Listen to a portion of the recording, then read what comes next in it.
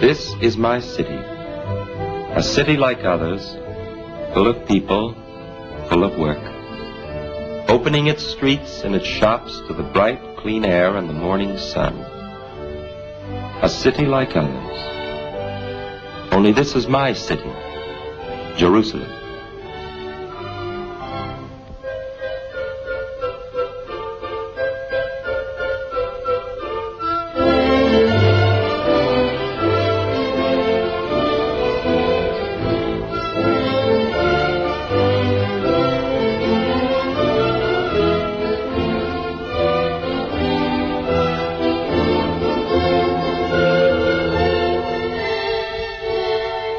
Here is my street, and here, my home. My mother has her usual troubles. In my home, as in other homes throughout the city, water is still scarce.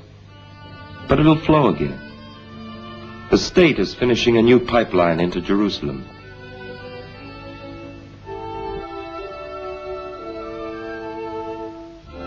Have you noticed that no one has as little time as a child? So it is with Ariella, my kid sister. She never has time to eat or sit. Today, though, she has reason to hurry. It's her first recitation in the new class, and she likes to recite.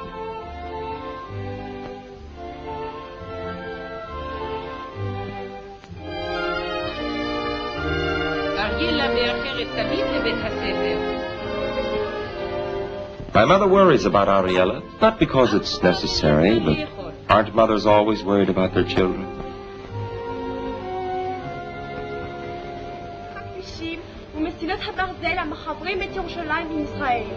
Ariella's recitation is on Jerusalem. She knows this city. She can tell you by what roads every bit of food comes into Jerusalem from all Israel. She can tell you how much of the tonnage unloaded in the ports of Haifa and Tel Aviv comes into our city. She knows to a yard the distance that separates the shrines of the old city from Jewish Jerusalem. And she can explain how much effort and how much blood it has cost us to build a new road into Jerusalem under the siege.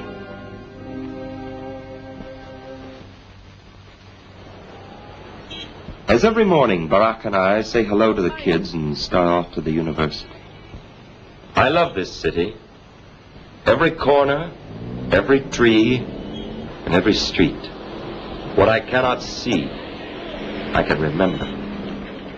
As I remember when this wall was built, when it was death to walk this street because of sniping from the old city.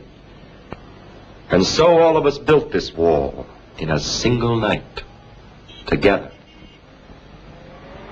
The Jewish Agency building where our parliament now meets is more than a building. For all of us, it is a symbol and a memory.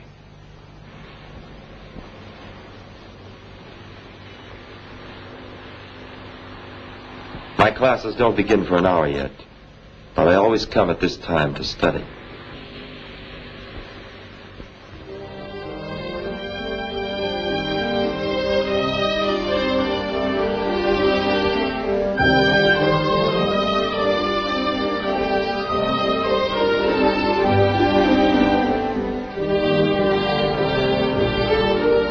The librarian expects me and knows from my professors what I'll need.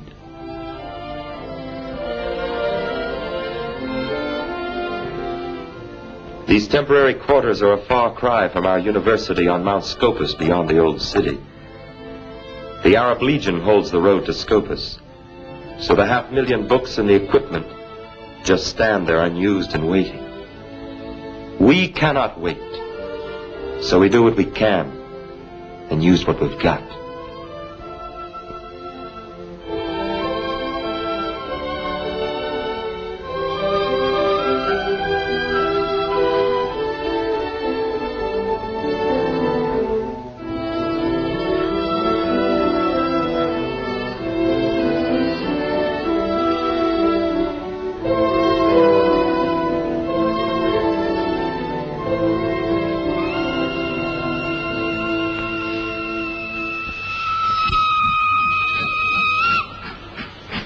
That's the Tel Aviv-Jerusalem train.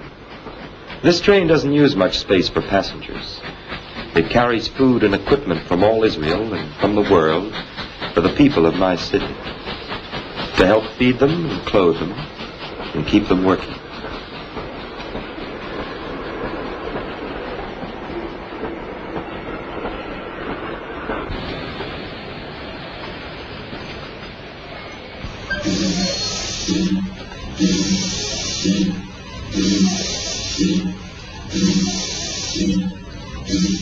Every train, as every truck, reminds those who might forget that Jerusalem, cut from Israel, is a starving city and a dead one. In my city, no wheat is grown, but bread is needed. We build no machines, but use them.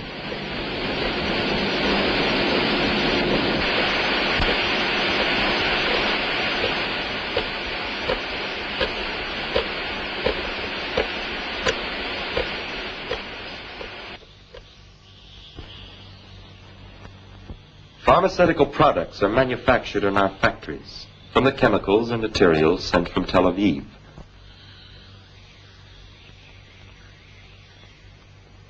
For us, it's simple.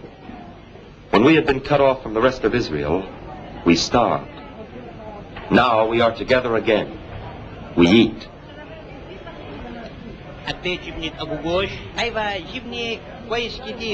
שלום גברת.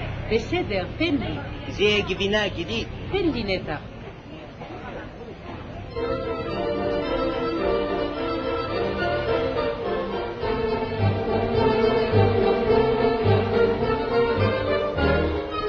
My city is like other cities, busy and alive and full. At noontime, the streets burst with activity.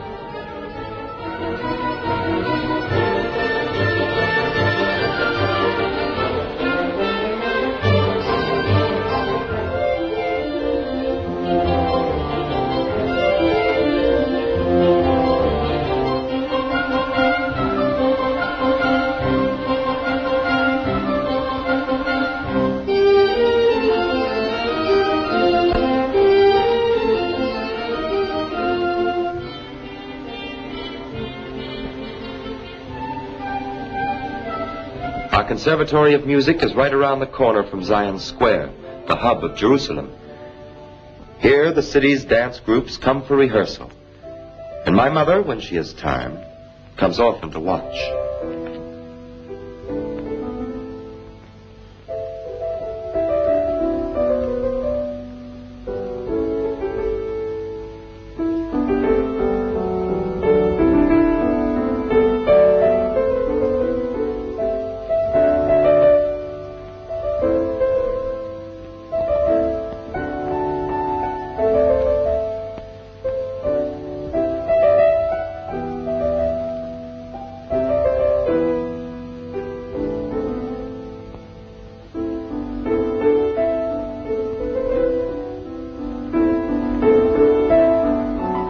Today is the first day I've sat down at a piano in quite a while. I thought I never would again. Remembering as I do the other piano at Ramat Rahel, which was my home, our home. My settlement that stood across the road to Jerusalem and held it safe, where my comrades left their lives and I my sight. But the world forgets how we stood alone in this fight for our city.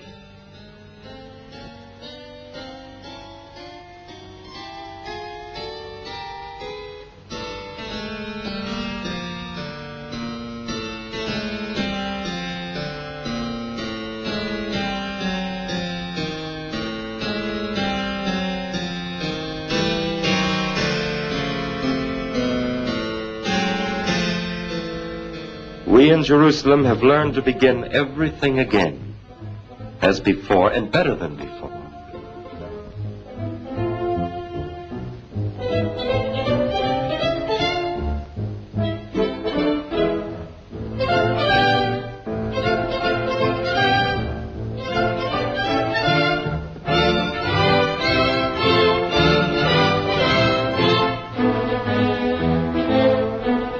everywhere the building progresses, making room for those who will come, who are coming now, who can no longer wait to come, and need not. They wish to come, and we prepare the way. My city has become a place where children may stop their wandering and have a home, where they may live with their people, and there shall be none to make them afraid.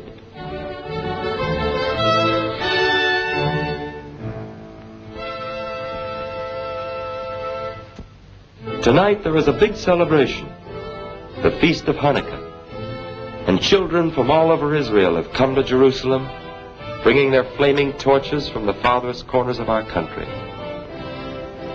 And for our children also, the pledge is real and fully meant. If I forget thee, O Jerusalem, may my right hand forget its cunning. If I do not remember thee, let my tongue cleave to the roof of my mouth. If I prefer not Jerusalem to my chief joy. For Zion's sake I will not hold my peace, and for Jerusalem's sake I will not rest until the righteousness thereof go forth as brightness, and the salvation thereof as a lamp that burneth.